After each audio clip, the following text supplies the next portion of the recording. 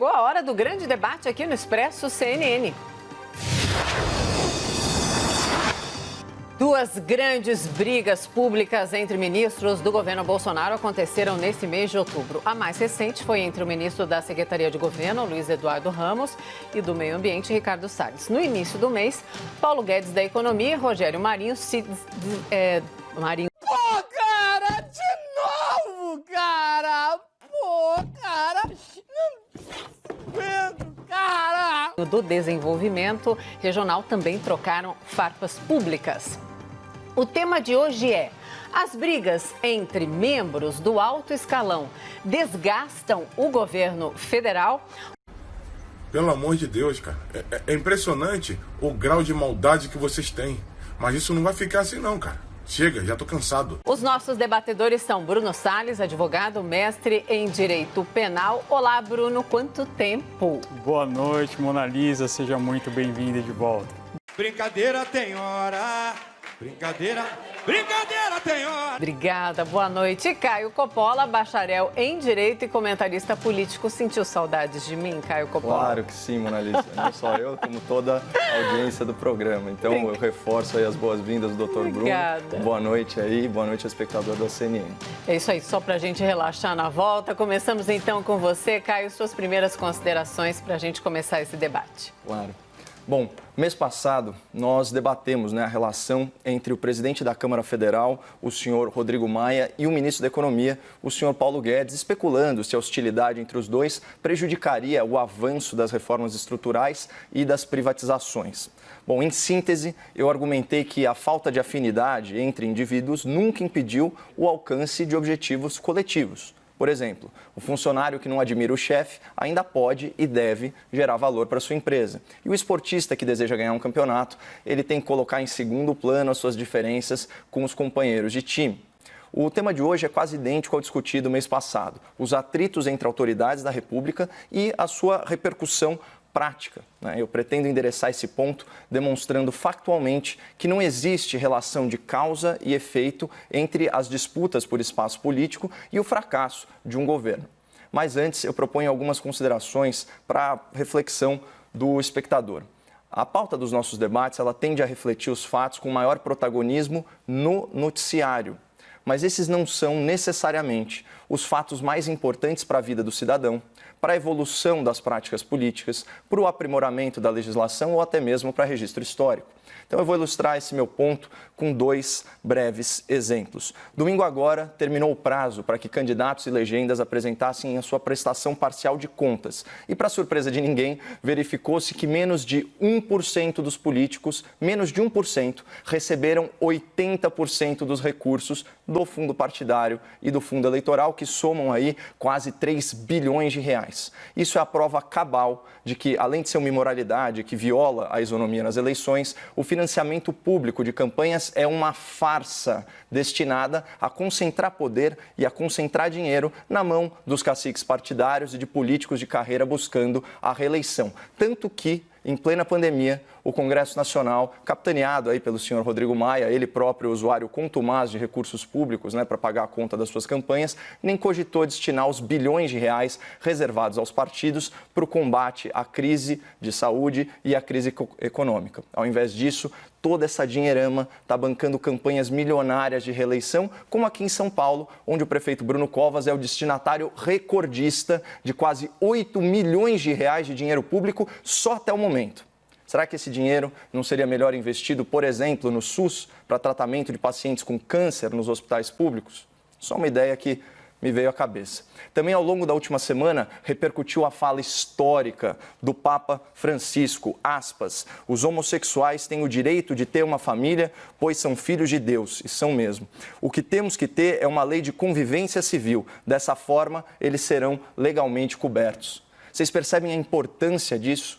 50% da população brasileira é católica declarada e, naturalmente, tem no pontífice uma das suas referências morais. E ninguém aqui está falando em casar gays na igreja, não é nada disso. A fala do Papa é convergente, inclusive, com o status legal da união homoafetiva no Brasil, equivalente à união estável e que, por sua vez, é equiparada ao casamento entre o homem e a mulher, nossa referência constitucional de núcleo familiar. Então, a propósito, do ponto de vista político, né, a declaração do Papa, ela não é progressista, como ela tem sido rotulada. É uma declaração conservadora, porque a união entre pessoas do mesmo sexo com a finalidade de formar família é um dado da realidade já há muitos anos. E o conservadorismo prega a adequação da norma jurídica ao costume do seu tempo, especialmente um costume que não viola direitos nem agride a liberdade de terceiros. É o reacionário que deseja retroceder a um passado idealizado e é o revolucionário que deseja impor ao próximo a sua visão particular de um futuro utópico. O conservador, diferentemente do reacionário e do revolucionário, ele vive no momento atual, reformando injustiças, melhorando as instituições e preservando as conquistas da humanidade. Então vejam só, de um lado nós temos evidências irrefutáveis do mau uso de verbas públicas bilionárias em campanhas eleitorais em plena pandemia. E de outro, uma manifestação histórica do líder religioso mais relevante do Ocidente que reforça o princípio do Estado laico e contribui para a diminuição do preconceito contra homossexuais. Mas a nossa discussão de hoje, pautada pelo protagonismo artificial de notícias sempre focadas na desconstrução do governo federal, nos obriga a tratar dessas desavenças entre ministros de Estado. Fatos que certamente não constarão sequer do rodapé das páginas da história nacional. O que, infelizmente, confirma aquela máxima de que o jornal de hoje embrulha o peixe de amanhã. Bom, feitas essas devidas ressalvas e no intuito de cumprir o meu compromisso de responder assertivamente às perguntas formuladas, retomemos a questão da vez. Atritos públicos entre ministros desgastam o governo federal? Sim e não. E por que essa resposta ambígua? Porque o Brasil é um país continental, desigual e de múltiplas realidades socioeconômicas. Em uma dessas realidades brasileiras, existem os leitores, os ouvintes e os espectadores da imprensa especializada em cobertura política. Mas é um grupo muito restrito de pessoas. Só para a gente ter uma ideia, o público médio somado dos canais de notícia da TV paga não ultrapassa 1 ponto de audiência, o que corresponde a 260 mil domicílios e 700 mil telespectadores conectados simultaneamente. Nesse mesmo sentido, não existe nenhum jornal em circulação no Brasil com média mensal de exemplares pagos superior a 330 mil e o número de assinaturas digitais é ainda menor. Assim, a minha conclusão, ela parte de 2 premissas. Primeira, o noticiário especializado não reflete os verdadeiros anseios e preocupações do povo e muitas vezes prioriza intrigas e boatos em detrimento de questões infinitamente mais importantes. E a segunda premissa, a bolha de pessoas impactadas por essa linha editorial é pequena em comparação à população total. Fora que muita gente que recebe esse conteúdo tem aí um espírito questionador e não adere de cara, né, às teses veiculadas. Portanto, os atritos políticos dessa natureza, as pequenidades, os mexericos, as tricas e futricas, podem até render manchetes e desgastar o governo perante uma minoria, mas não afetam significativamente a avaliação da maioria silenciosa, que está mais interessada naquilo que tem consequências tangíveis, consequências palpáveis para o seu dia a dia. E a prova mais eloquente disso, que reforça a pertinência desse meu argumento, é que, segundo pesquisa de opinião da CNT-MDA, publicada hoje, há algumas horas, o governo federal bateu novo recorde de aprovação, 41,2%. E, nesse mesmo sentido, a aprovação do presidente saltou de 39% para 52% e a sua desaprovação despencou de 55% para 43%. Então, é muito difícil sustentar que o governo está se desgastando diante de números e tendências tão favoráveis. O mais lógico e, para ser sincero, o mais sensato seria reconhecer que briguinhas entre ministros, por mais criticáveis que sejam, não são tão relevantes nem merecem tanto holofote. Suas primeiras considerações, Bruno, por favor. Obrigado, Mona Lisa. Boa noite, Caio. Não te dei boa noite lá no começo. O faço agora e me penitencio.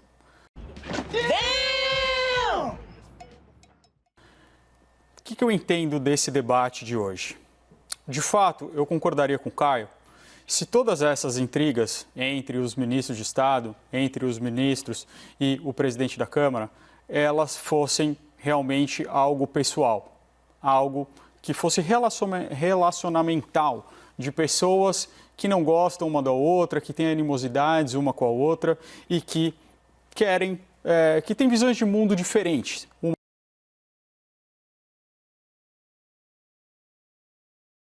Vamos então para o debate. Bruno e Caio, por favor.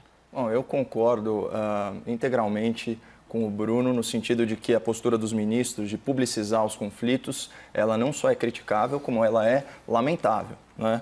Agora, essa é uma clássica disputa por poder político e por influência. E no caso do ministro Salles, a agenda não é nem velada, né? A gente sabe que, inclusive, a determinação, né, para que o Instituto Brasileiro do Meio Ambiente, o popular IBAMA, né, ele paralisasse aquelas ações dos brigadistas, né, de combate aos incêndios florestais, ela foi tomada sob um pretexto orçamentário, de que faltou dinheiro, mas ela foi interpretada aí como uma pressão, né, e alguns consideram legítima, outros consideram ilegítima, para que o Ministério, né, para que a pasta dele obtivesse mais recursos, né? Isso ficou muito claro, né? E outros ministros, vamos dizer assim, ministros civis que estavam se sentindo de alguma forma desprestigiados, isso em termos de orçamento público, também nos bastidores parecem ter se alinhado com o Ricardo Salles. E a prova disso, né, e é um ministro extremamente pragmático, e a prova disso é que, uma vez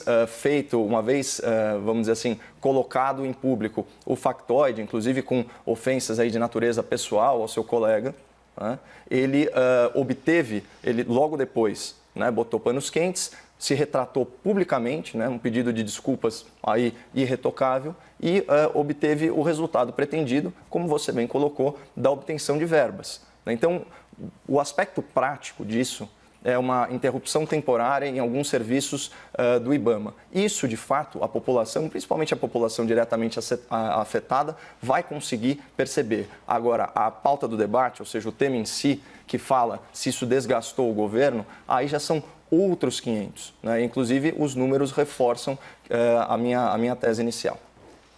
Bom, aí eu acho que a gente tem duas interpretações do que significa desgastar o governo. Se for um desgaste realmente na opinião pública, isso a gente tem números mostrando que a avaliação do presidente da República vai bem. Agora, se nós estivermos falando de efetividade de um governo que está conseguindo construir, que está conseguindo lidar com seus problemas, em absoluto, há sim um grande prejuízo ao governo. No momento que a gente está na questão ambiental, com o mundo olhando para a gente, com o agronegócio olhando para dentro e com muito medo das políticas ambientais, ou diria mais, da falta de planejamento do Ministério do Meio Ambiente, essa parada, esse anúncio de que não teria recursos para os brigadistas, pega muito mal. Isso passa uma mensagem. E, Caio, vamos lá, não foi a primeira vez que isso aconteceu na semana passada. É a segunda vez que o ministro age dessa forma. E o pedido de desculpas veio depois de muitos puxões de orelha, inclusive do vice-presidente da República. Então, isso tem um impacto muito grande no governo. Talvez não na popularidade, talvez não agora.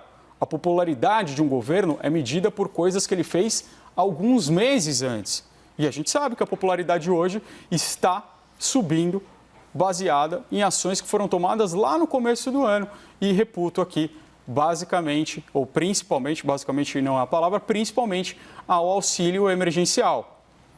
Mas, mais uma vez, eu ressalto que a questão aqui não é uma questão de opinião pública, é uma questão de imobilismo do governo. Nós poderíamos trocar aqui o assunto do debate para esse imobilismo. Ele é causado por conta desses atritos entre os ministros e na pauta ambiental, com certeza. Os atritos não só entre os ministros, não só entre Paulo Guedes e Rogério Marinho, como entre Paulo Guedes e o próprio senador Márcio Bittar, que foi desmentido pelo ministro Paulo Guedes, absolutamente desmentido, quando disse que não haveria qualquer financiamento com precatórios e com o Fundeb, e disse que Márcio Bittar teria entendido errado. Quando eu ouvi Márcio Bittar falar isso com todas as palavras, ao lado de Paulo Guedes, ao vivo, a CNN transmitiu isso. Não, mas, de novo, aqui eu acho fundamental retomar a pergunta em debate, né? Atritos públicos entre ministros desgastam o governo federal. Você falou num critério possível, né, para a gente aferir o sucesso de um governo, que é a opinião pública. O outro seria o avanço das suas agendas.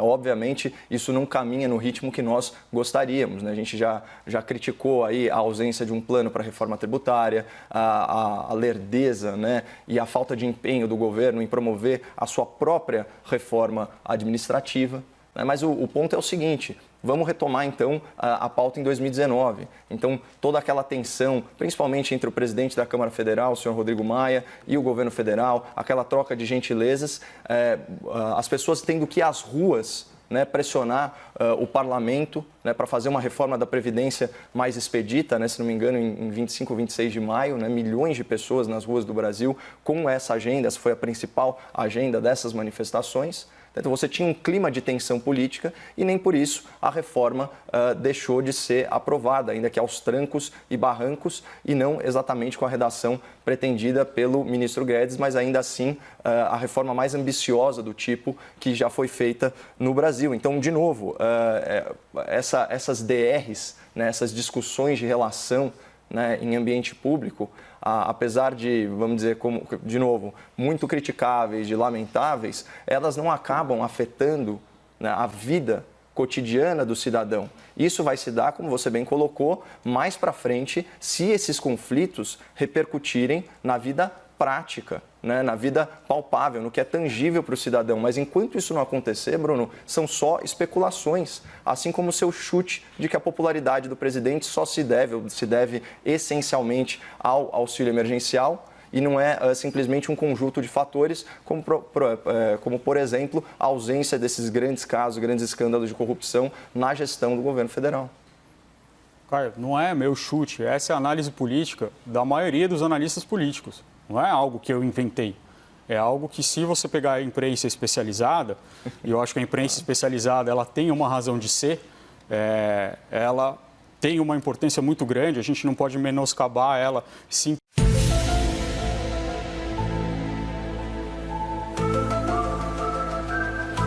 simplesmente porque ela é especializada, porque ela tem um nicho especial. Esse é uma análise muito corrente. E análise de cientistas políticos também, que conseguiram traçar uma relação entre o auxílio emergencial e o aumento de popularidade. O funcionamento do governo federal, e na minha opinião, vendo esse imobilismo dessas pautas do governo federal, está de forma marcante, principalmente na economia. A questão ambiental do ministro Salles me parece mais uma chantagem pública. Mas na economia, nós temos um imobilismo claro. Nós ainda não temos a reforma tributária, não sabemos como vamos financiar o auxílio emergencial ou a renda cidadã. Já estamos nos argumentos finais. Então, Bruno, continua, porque você começa e depois o Caio. Por favor, 1 minuto para cada um. Obrigado, Mona Lisa. Deveriam estar sendo tratadas de maneira técnica, sendo jogadas para o público, sendo colocadas na imprensa. E isso não é culpa da imprensa, porque a imprensa tem que noticiar o que os governantes falam e o que eles fazem. Eles não podem deixar de fazê-lo. De modo que a gente relegar isso a meras intrigas palacianas, para usar uma expressão que você usou da outra vez, é algo que não faz sentido, que não cabe a gente colocar aqui. São brigas importantes, questões importantes que vão ter um impacto fundamental nos rumos da República. Caio? Bom, doutor, assim como uma maioria não tem o condão de tornar aquilo que é errado certo, não é um chute generalizado feito por especialistas que deixa de ser um chute. Até porque quando você traz uma relação de causa e efeito exclusiva, simplista, a ponto de falar que um auxílio emergencial é responsável por um salto de mais de 1/3 na aprovação da popularidade de um presidente da República, você está oferecendo uma resposta muito simples para uma questão complexa, e isso aí tem todos os indícios de ser uma narrativa e não um fato. Falando em fatos, é fato que desde janeiro de 2019, na gestão deste governo federal, na administração federal, não há um escândalo de corrupção.